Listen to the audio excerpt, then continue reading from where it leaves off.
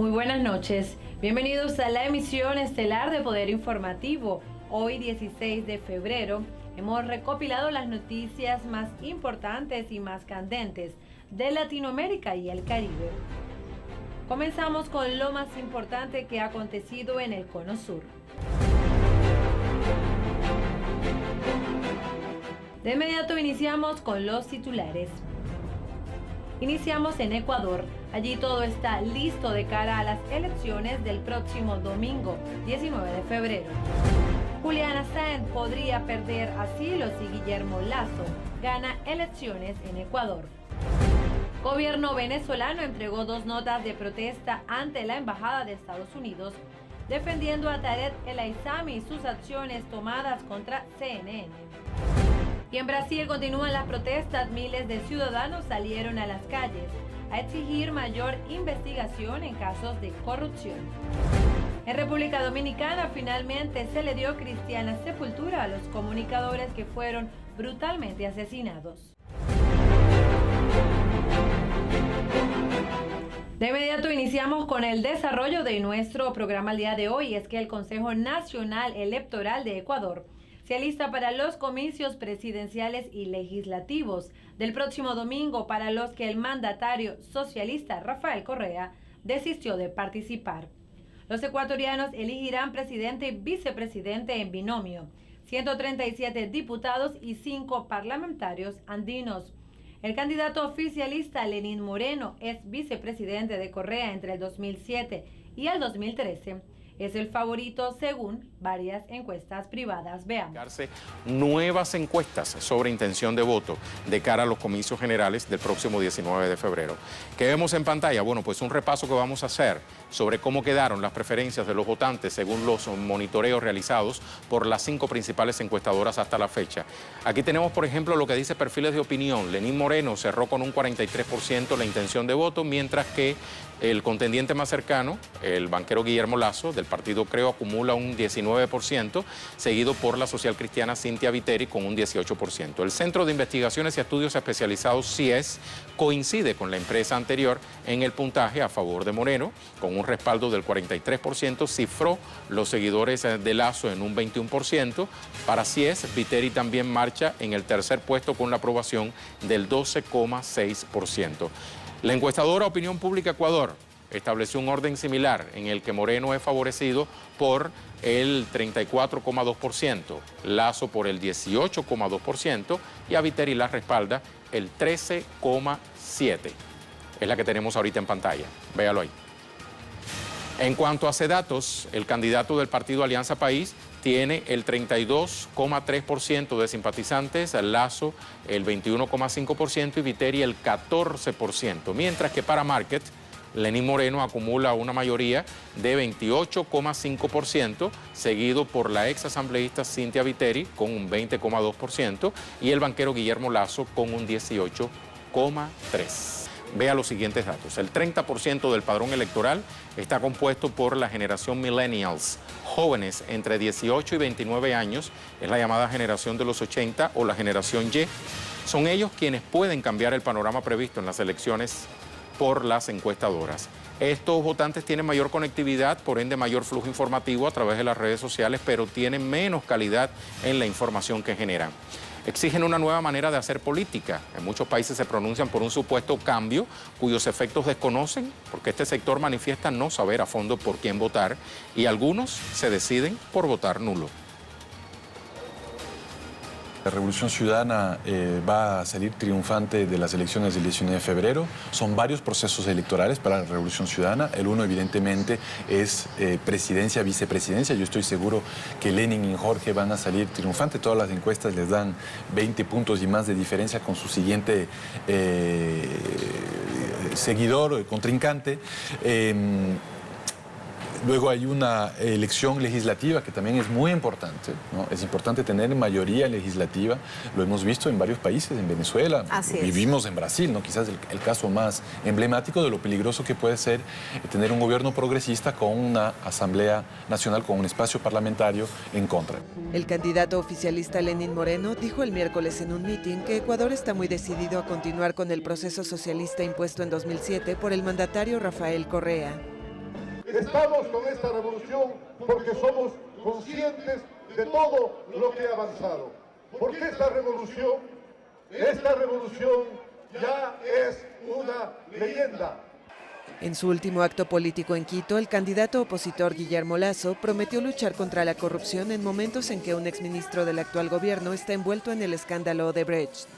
El 19 de febrero, desde el fondo del alma, con la pluma en la mano, democráticamente, gritaremos con fuerza: ¡fuera Correa! ¡Fuera! ¡Fuera Correa!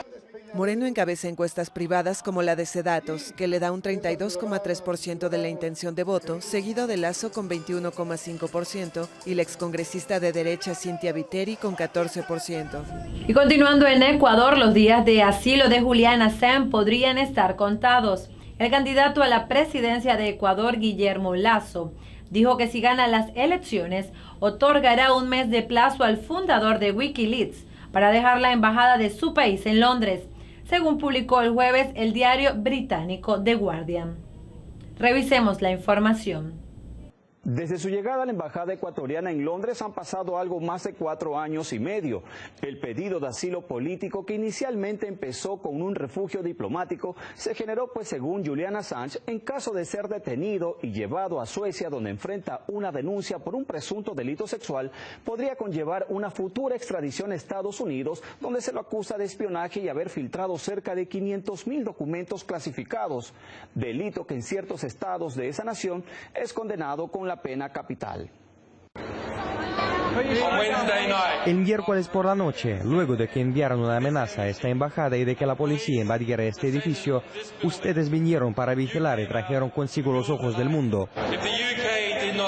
Si el Reino Unido no contravino la Convención de Viena la otra noche, fue porque el mundo estaba pendiente. Y el mundo estaba pendiente porque ustedes estaban pendientes. Su alocución se dio tras una irrupción a la sede diplomática en Knightsbridge, que de acuerdo al experto informático australiano, se intentó fraguar en horas de la madrugada. Fue además el momento en que agradeció el respaldo de la nación latinoamericana, así como la decisión del presidente Rafael Correa y del entonces canciller Ricardo Patiño. Una permanencia que hasta ese momento se notaba sólida, fuerte, o al menos hasta que llegaron los días de campaña electoral. Así lo adelantan 3 de los 8 presidenciables en Ecuador, para quienes el tema Assange también se ha convertido en punto de análisis y hasta en oferta de la derecha de ese país. Eso es lo que ha hecho este gobierno. Compró el silencio de Julian Assange. Se acabará la compra del silencio con plata. No lo voy a mantener. En 30 días saldrá de la embajada del Ecuador en Londres. En lo absoluto, mientras protege a un periodista, ataca a los periodistas ecuatorianos. Pero ¿qué hay de la opción oficialista? Si bien es cierto, Lenín Moreno no vislumbra un fin al asilo de Assange, se anuncia cambios. El Ecuador no tiene la pena de muerte y tampoco la auspicia ni la UPA. Es por eso que para proteger esa vida decidimos darle el asilo en la embajada. Pero, por supuesto, que pediremos a la señora Assange que sea bastante más delicado el momento en que trate la política internacional. Un aspecto aclarado por Guillón Long, actual ministro de Relaciones Exteriores de Ecuador, es que el asilo a Assange se dio basado en la defensa de los derechos humanos. Añadió que desde el origen de esta situación, que llegó a generar tensión entre Quito y Londres, se trató sencillamente de una acción de soberanía. Por esta razón, cuestiona que se lo relacione con las elecciones. Esas cosas son más provocaciones. Gente que tiene muy pocas posibilidades de llegar al poder, tratan de llamar la atención. Dicen, oh, aquí estoy. El Ecuador, cuando le dio asilo al señor Assange, fue muy claro desde un inicio. Nosotros le damos asilo basándonos en todo el derecho internacional sobre el asilo. Respecto a la defensa de los derechos a la libertad de prensa, este es otro asunto que para el periodista Juan José Salinas también debería ser considerado por quien llegue al sillón presidencial de Carondelet. La imagen de Ecuador quedaría por los suelos, desde ya. Pero bueno, hay un giro neoliberal en América Latina y al mismo tiempo se está preparando, va a haber una reacción, porque es tan brutal y tan bestial que va a haber una reacción. Los gobiernos de Ecuador y Colombia se reunieron y se comprometieron a fortalecer acuerdos en materia de integración, interconexión eléctrica, desarrollo fronterizo, seguridad ciudadana, comercio y paz, Esto durante el 5º Gabinete Binacional, que tuvo lugar en la ciudad portuaria de Guayaquil. Veamos el siguiente material. De manera muy sentida, el apoyo que desde el primer momento recibí yo del presidente Correa y del Ecuador en ese proceso que ha sido tan difícil, pero que era tan necesario para Colombia y para la región, de buscar la paz para Colombia después de 50 años de guerra. Si no hubiese sido, y lo digo permanentemente, por el apoyo de la comunidad internacional, pero sobre todo por el apoyo de la región, de los países vecinos, este proceso no hubiese llegado a buen puerto. Esta semana, presidente Correa, y ustedes sentirse orgulloso porque usted ha sido parte de esto, esta semana entrará el último guerrillero de las FARC a una de las zonas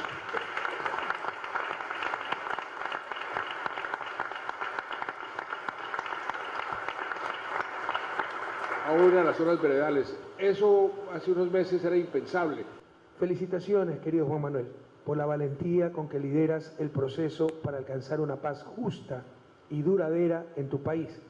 Una paz cuyos frutos los sentirá no solo Colombia, sino también Ecuador y toda la patria grande.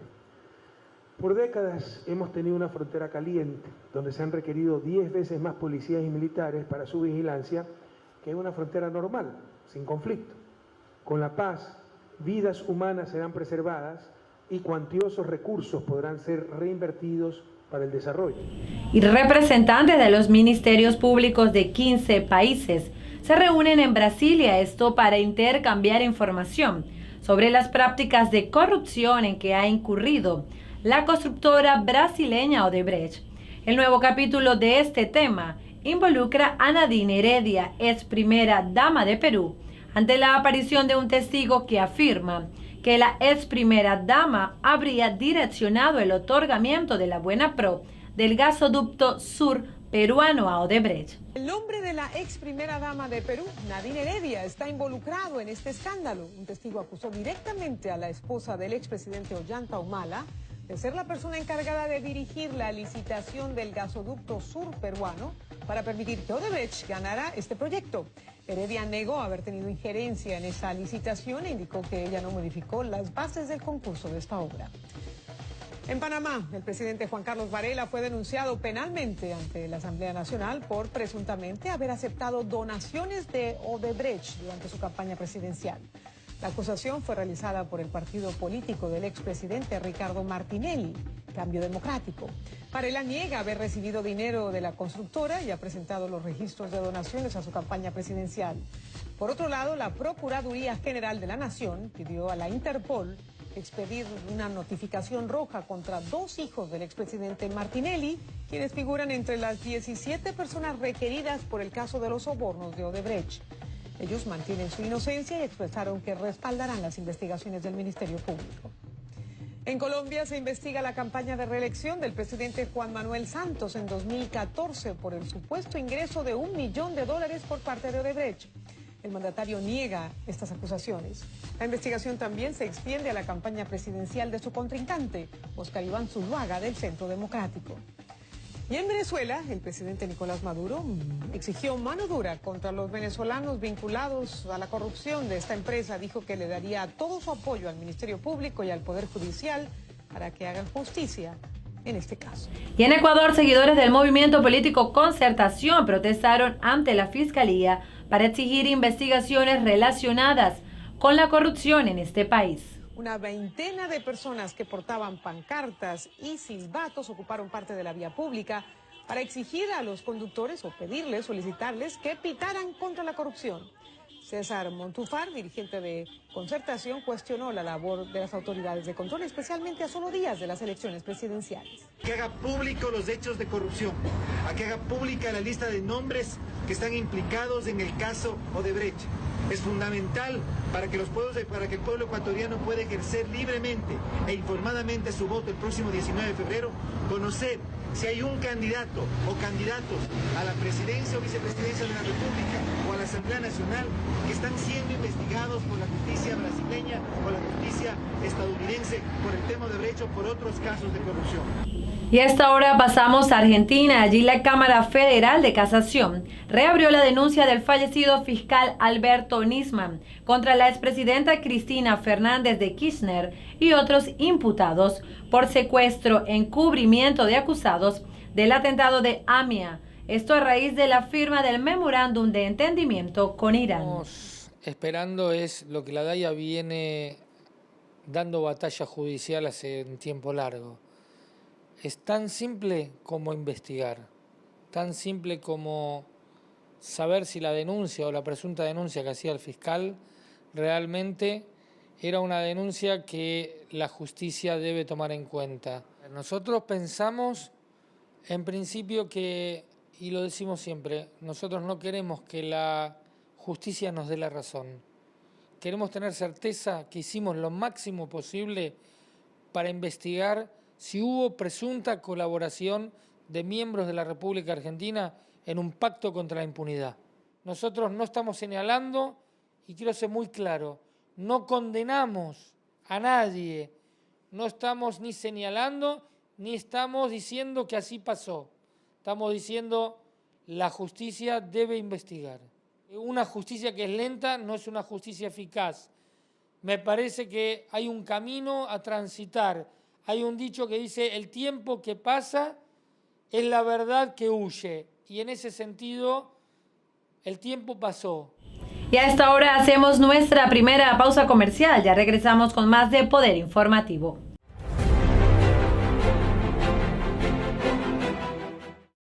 A perfectly balanced lager, recognized in 192 countries around the world. And we make sure by sending samples from all the breweries back to the Netherlands to taste. Really? You send every sample back? And it tastes the same everywhere. From Sydney to Santiago? From Cape Town to Chicago. From Kilimanjaro to Kalamazoo? From Tokyo to Toronto. From Panama City to New York City?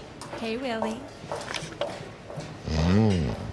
From Tokyo to... Toronto. We said that already. There's more behind that star.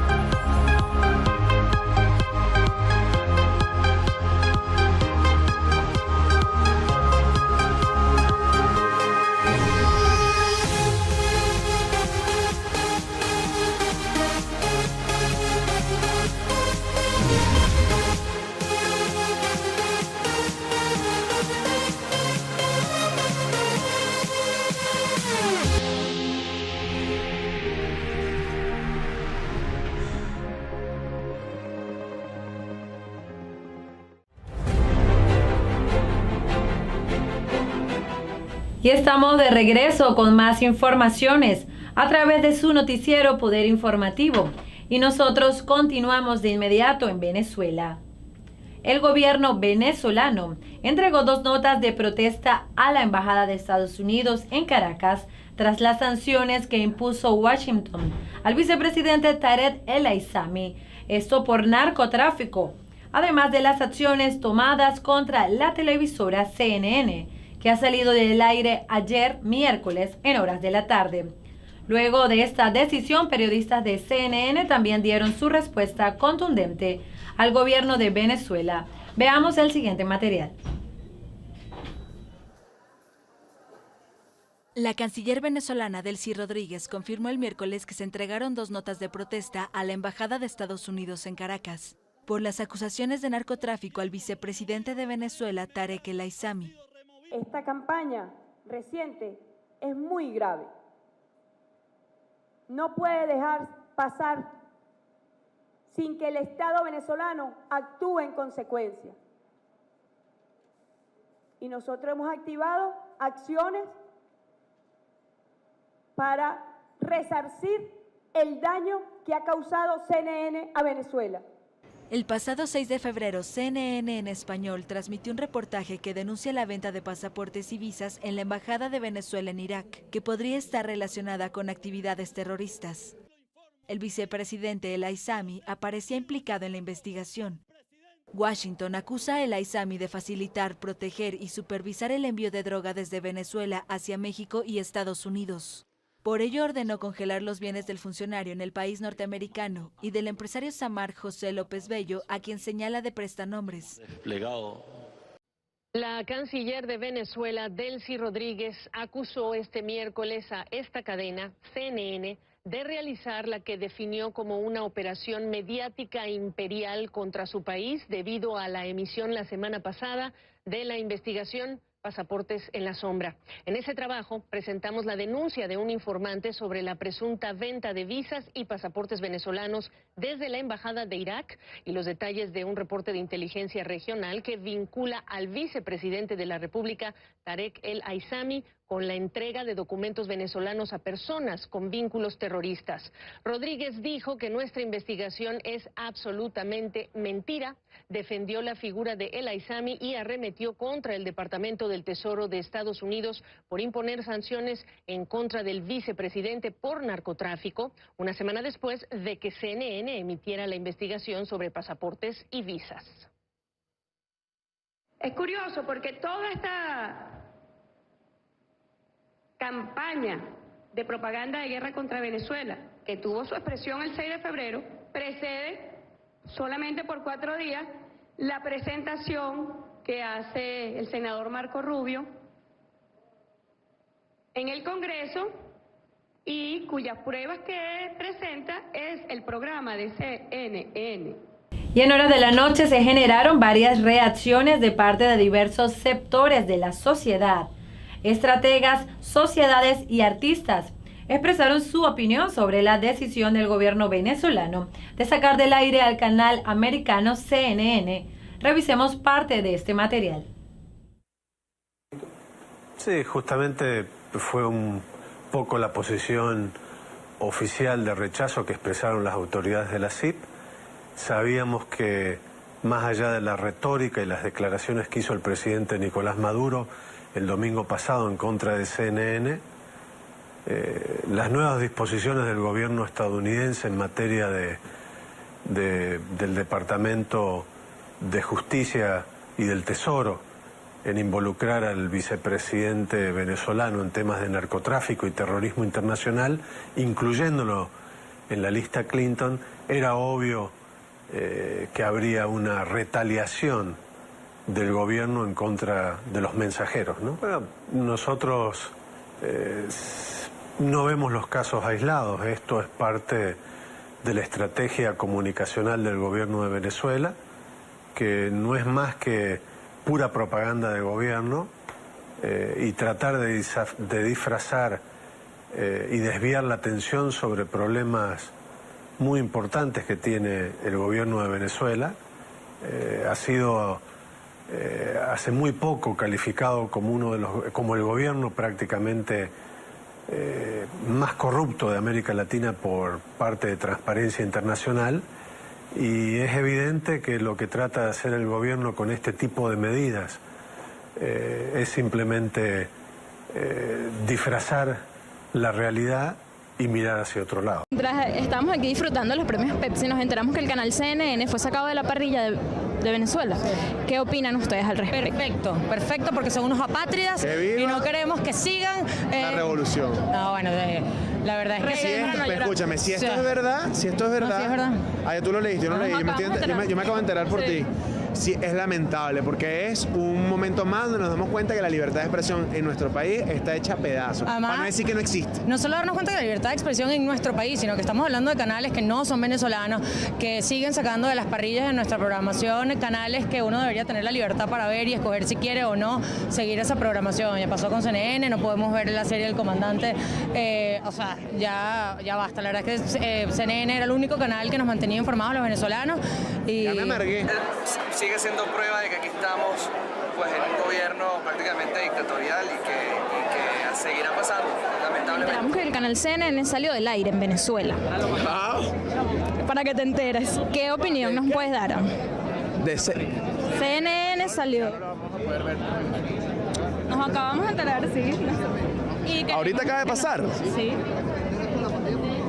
Oye, bueno, me estoy enterando. Yo en particular, sin hablar de ninguna tolda política, sin irnos a estos ámbitos que realmente no son los que nos competen a nosotros somos del área del entretenimiento, de llevar a Venezuela todos esos momentos agradables, más bien para que tengan la oportunidad de relajarse un poco con la situación que para nadie es un secreto que se está viendo en nuestro país. Finalmente, el presidente de Venezuela, Nicolás Maduro, lanzó un mensaje al presidente de Estados Unidos, Donald Trump, asegurando que Venezuela no quiere fomentar problemas con el gobierno norteamericano. No queremos problemas con el señor Donald Trump. Así lo dijo el miércoles el presidente venezolano Nicolás Maduro y aseguró que Venezuela responderá con firmeza a cualquier agresión de Estados Unidos. Las declaraciones ocurren después que Trump pidiera la inmediata liberación del líder opositor venezolano Leopoldo López tras reunirse en Washington con su esposa Lilian Tintori. Presidente Donald Trump, CNN y el Departamento de Estado le están imponiendo a usted una política equivocada hacia Venezuela. Están promoviendo una intervención general masiva y una agresión contra Venezuela. ¿Quién lo está promoviendo? CNN, que es un instrumento de guerra. Maduro también sacó del aire a la cadena de noticias CNN en español por la difusión de un reportaje el 6 de febrero sobre una presunta venta de divisas y pasaportes venezolanos en la embajada del país sudamericano en Irak. La reciente imposición de sanciones de Estados Unidos sobre el presidente venezolano Tarek El Aissami por nexos con el narcotráfico había elevado las tensiones desde el lunes. Esta es la primera vez que Venezuela confronta a la nueva administración estadounidense. Repetir los mismos errores de George Bush, del clan Bush y del clan Clinton. Y a esta hora nosotros hacemos una segunda pausa comercial, no se aparten. Ya regresamos con más informaciones aquí en Poder Informativo.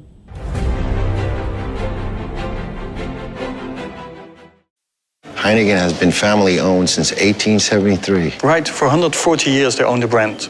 And because the name is on the bottle, they don't compromise the quality. I get that. I don't put my name on a bad film. Well, I did some late 80s music videos that weren't that good. Oh, really? Yeah. Don't worry about it. You're still my third best actor.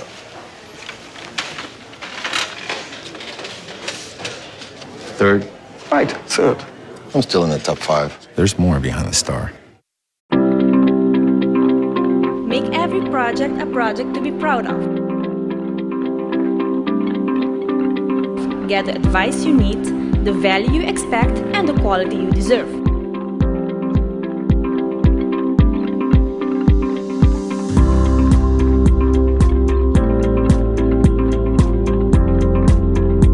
See the Do It Members flyer for great savings.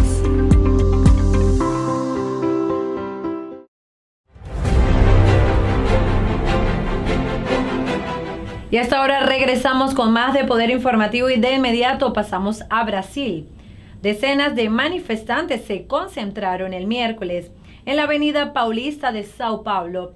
Esto para protestar con el gobierno brasilero, al que denuncian de querer entorpecer la investigación Lava Jato sobre la red de sobornos en la estatal Petrobras. La avenida Paulista de Sao Paulo se llenó el miércoles de manifestantes que protestaron contra la corrupción en Brasil. Los inconformes denunciaron que el gobierno busca sofocar la operación Lava Jato que investiga la red de sobornos millonarios en la estatal Petrobras, en la que se ha implicado empresarios y políticos de todos los partidos.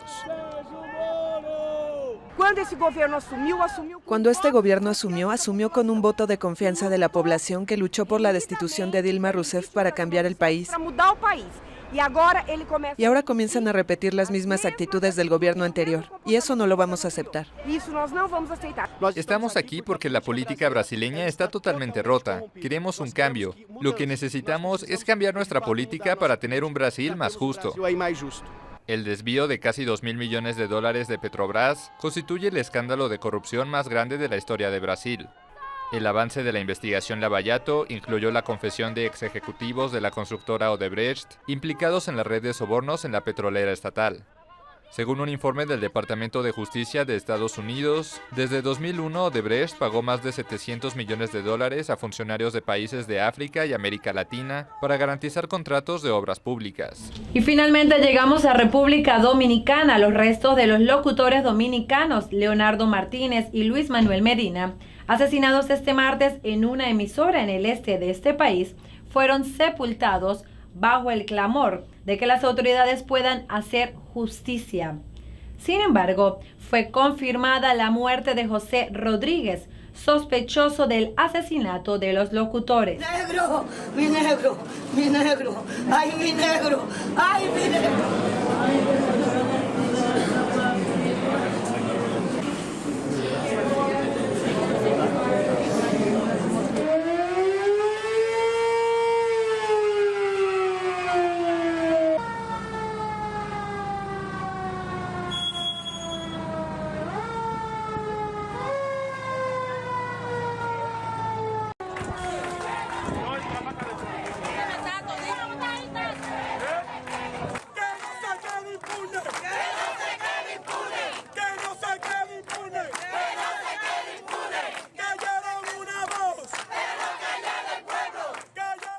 Y de esta manera nosotros llegamos al final de nuestra edición Poder Informativo a través de Power TV. Recuerden, este programa es presentado en colaboración con Caribbean Speed Printers y su matutino Bon Día. Esperamos hayan disfrutado de todas las informaciones y la invitación es para mañana, donde les traeremos noticias más relevantes de América Latina y el Caribe. Quien narró para ustedes Fabiola Cárdenas, y esto fue Poder Informativo.